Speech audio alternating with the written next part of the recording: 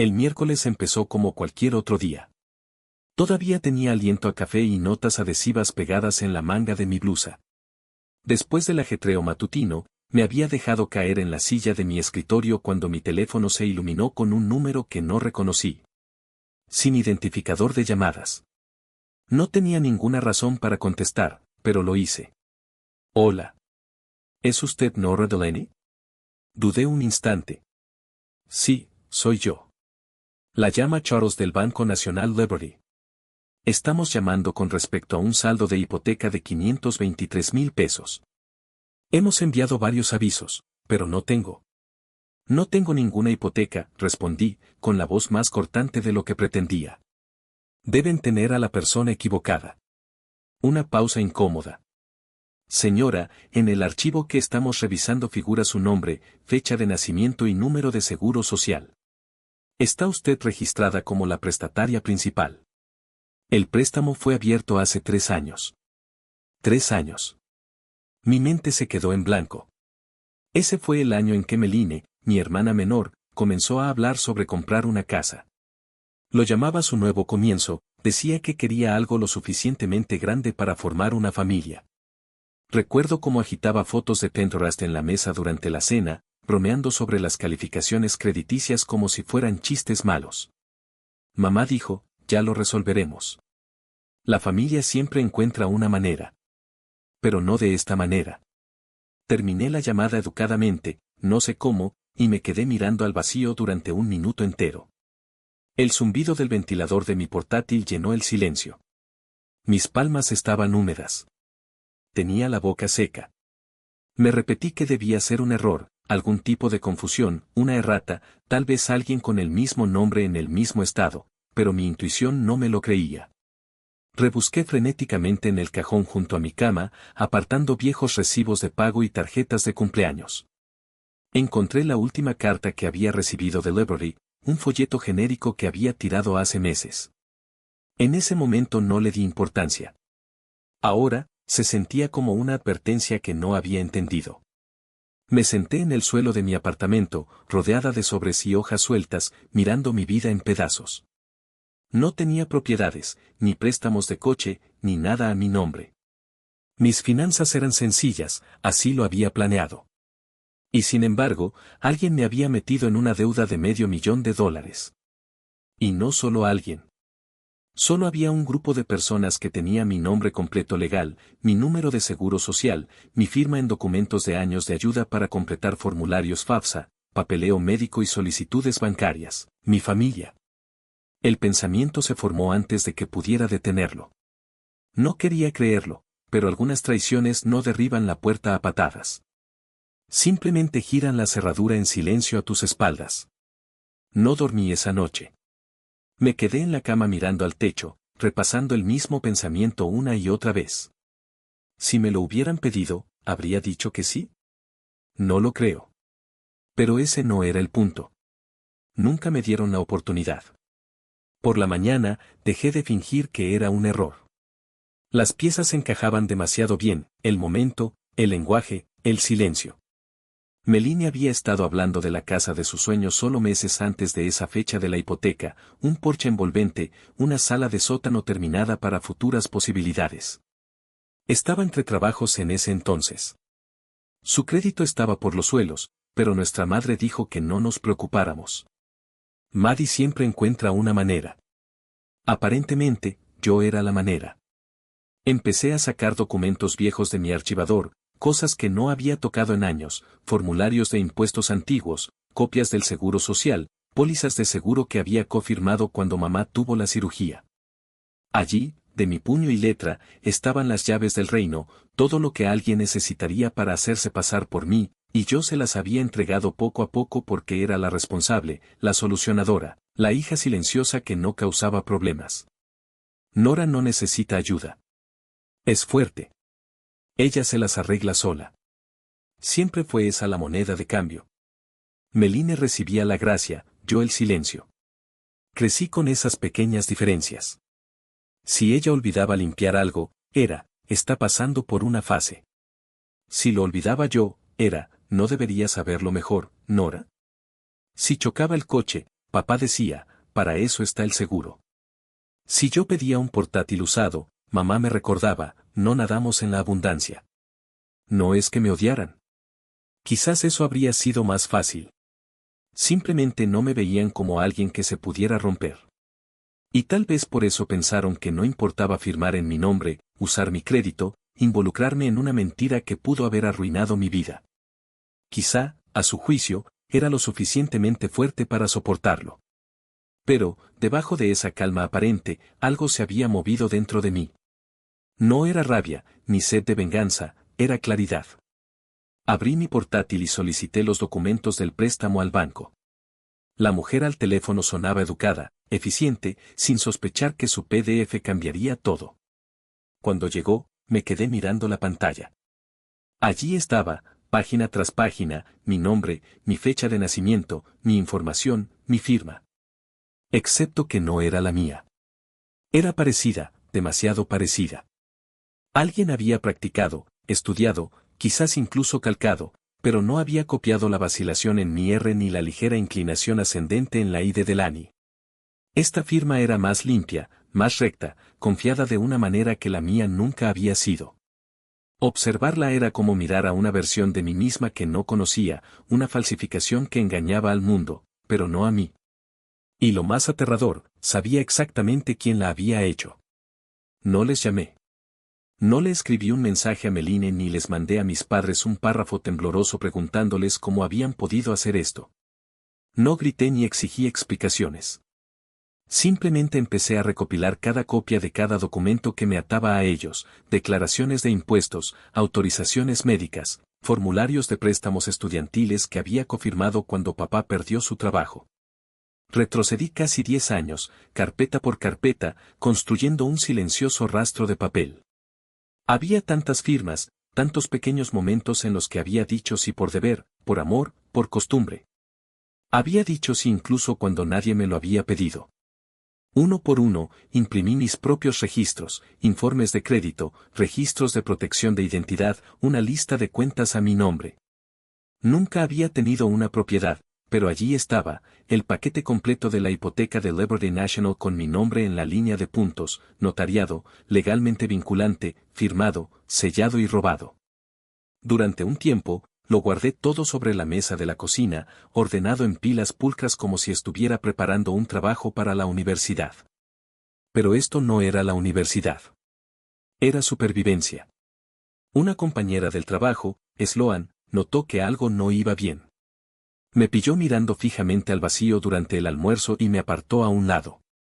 Parece que estás conteniendo la respiración, me dijo. Le conté todo. No sé por qué.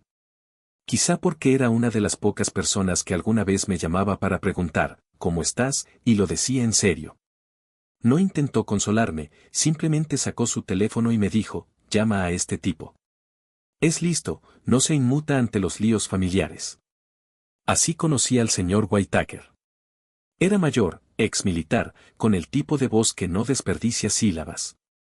Me senté frente a él en un pequeño café a 3 manzanas de mi apartamento, sin recepcionista, sin vestíbulo con ascensor, solo él, un bloc de notas legal y un café solo. Hojeó mi pila de documentos sin decir una palabra. Cuando terminó, cerró la carpeta y me miró a los ojos. ¿Entiende lo que es esto, verdad? Creo que sí, dije. Fraude y robo de identidad, añadió, como mínimo. Escuchar esas palabras en voz alta hizo que algo se tensara en mi pecho. Asentí. No quiero destruirlos. Solo quiero deshacer esto. No estás destruyendo a nadie, me dijo él, intentando convencerme. Estás recuperando lo que te pertenece.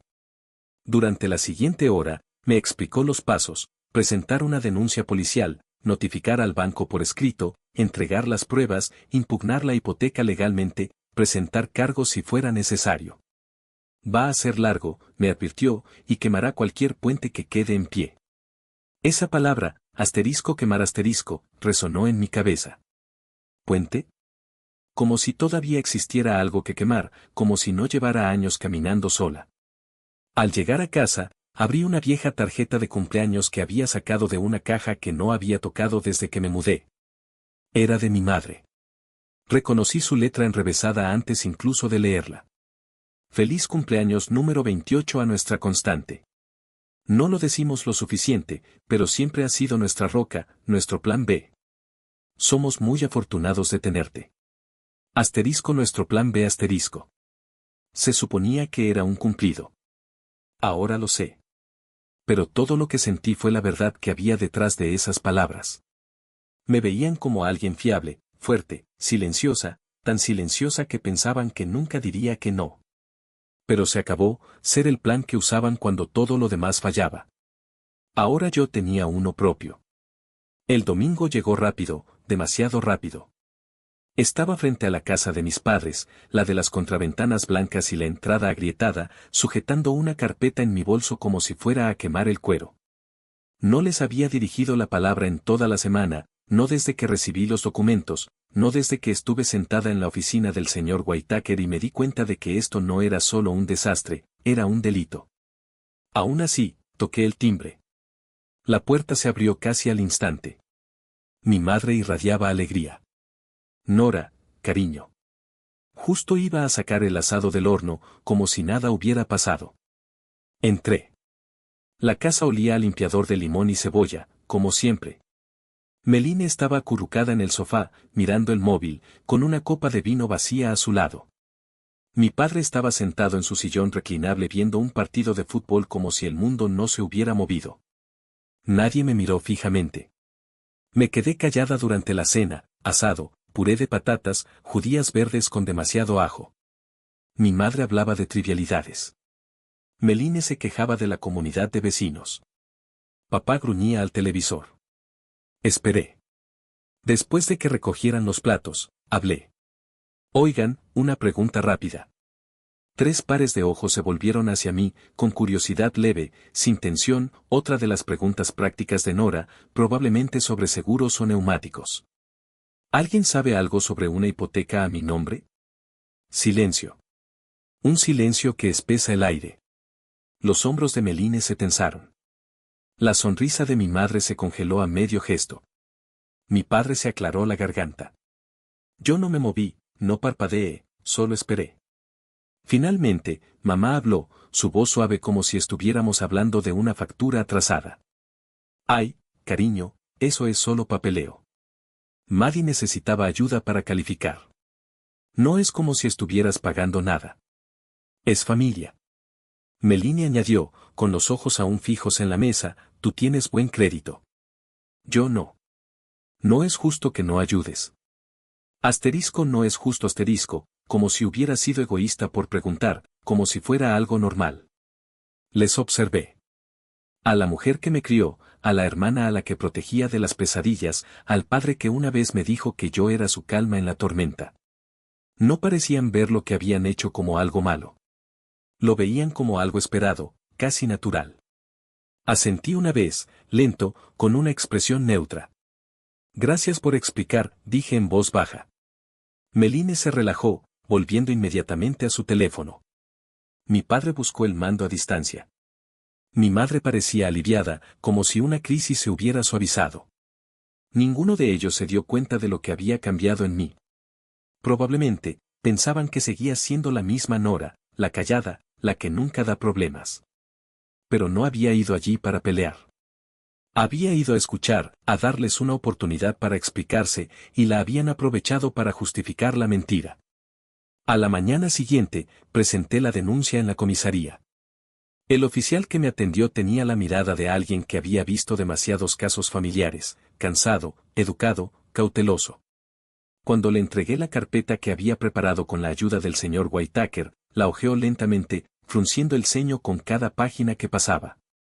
¿Está segura de que quiere seguir adelante con esto?, me preguntó, no por duda, sino por vacilación. Si no lo hago yo, le respondí, simplemente seguirán haciéndolo. No había otra alternativa, estaba convencida. Él asintió, selló los papeles. Ya era oficial. Esa misma tarde, envié la carta certificada a Liberty National. Dentro estaba la copia de la denuncia policial, un aviso formal de disputa y copias de mi identificación. Observé a la empleada de correos deslizarla en la bandeja de salida como si fuera cualquier otro sobre. Pero para mí, era una ruptura definitiva, una última línea silenciosa dibujada con tinta. No les advertí. No hubo llamadas telefónicas llenas de reproches, ni confrontaciones, solo silencio. Pasaron 3 días, luego 5, luego una semana completa. Ninguna llamada, ningún mensaje, solo el dolor sordo de esperar a que algo se rompiera. Y finalmente se rompió. El viernes por la noche, justo después del atardecer, llamaron a mi puerta. Miré por la mirilla y vi a mi madre de pie afuera, envuelta en su abrigo más elegante, con el rostro tenso con algo entre furia y miedo. Abrí la puerta, pero no retrocedí. Ella no esperó una invitación. ¿Cómo pudiste, siseó? ¿Cómo te atreves a ir a la policía?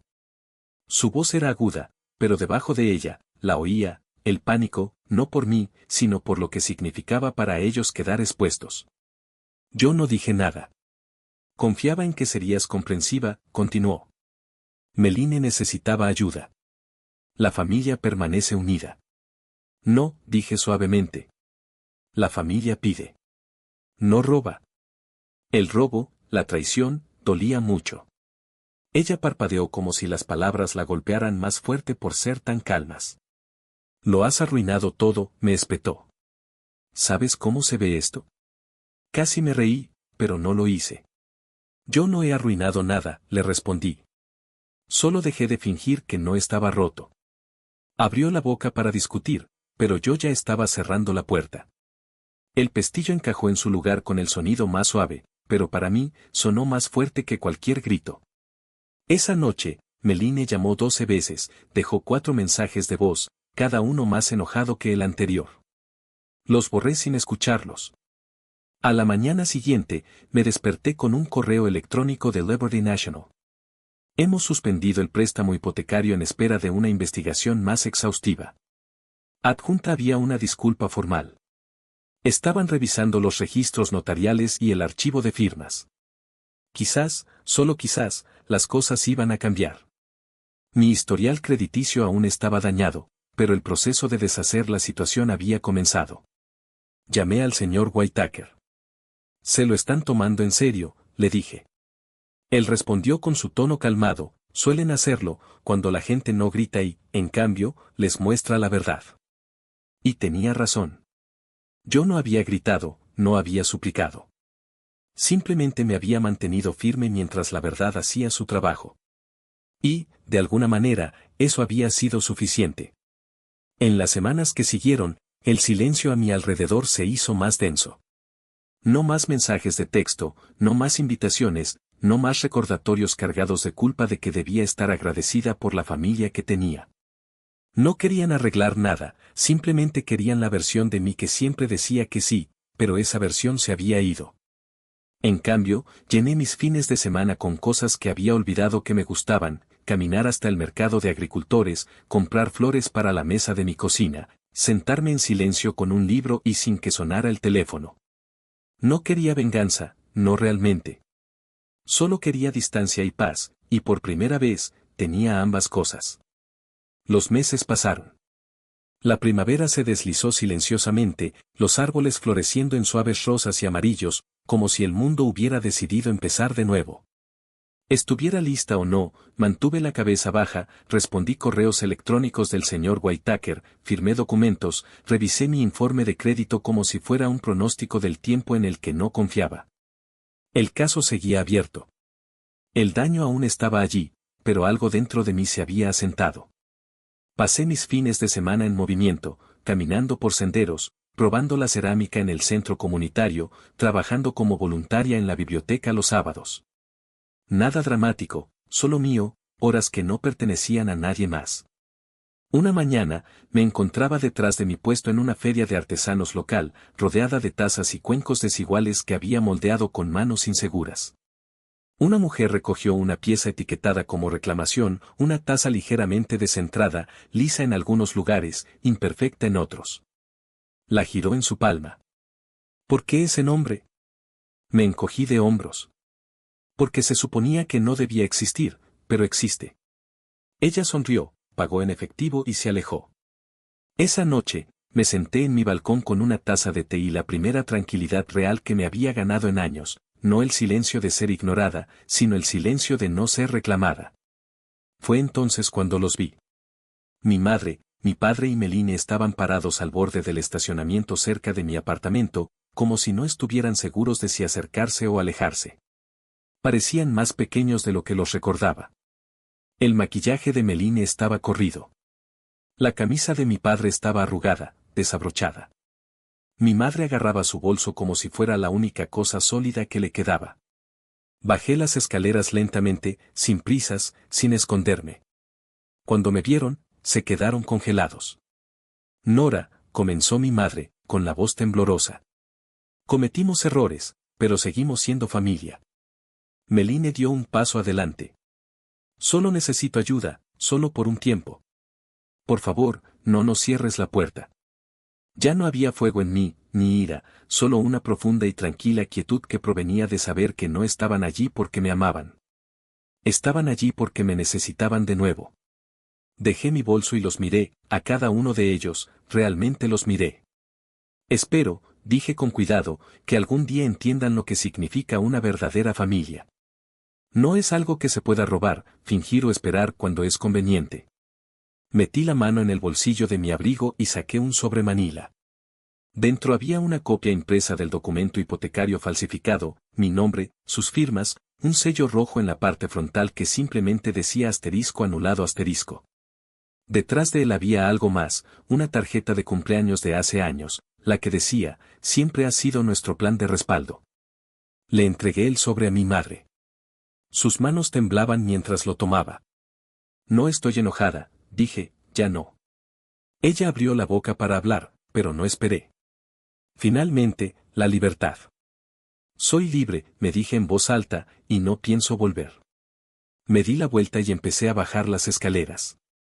Cada paso resonaba con un peso que superaba cualquier discusión imaginable. No quise mirar atrás, ni siquiera sentir la tentación. Al llegar al rellano superior, me detuve por un instante. La brisa jugaba con el borde de mi abrigo, una caricia suave que contrastaba con la dureza de mi decisión. El sol comenzaba su declive, pintando el estacionamiento con largas sombras, presagios de una noche que se acercaba. En un susurro, no dirigido a ellos, sino a mi propio interior, me reafirmé, a veces, alejarse es el grito más potente que puedes dar. Y cada fibra de mi ser lo sentía así. Me apropiaron de mi nombre, lo utilizaron como si me perteneciera a ellos, pero yo me marché. Sin gritos, sin advertencias, simplemente un silencio ensordecedor que no podían ignorar. Un silencio que resonaba con la verdad que me había negado durante tanto tiempo. Si alguna vez te has sentido como una segunda opción, como el plan B en la vida de alguien, entenderás por qué no dudé en seguir adelante. Entenderás por qué esa mirada hacia atrás nunca se produjo. Suscríbete si tú también te has cansado de callar. Porque hay verdades que no se revelan para obtener el perdón, sino para ser grabadas en la memoria, para no repetir los mismos errores, para construir un futuro donde mi voz, por fin, sea escuchada. Para que la libertad recién adquirida no sea una mera palabra, sino una realidad palpable, una promesa que me hago a mí misma y que, con cada paso que doy, me acerco más a cumplir.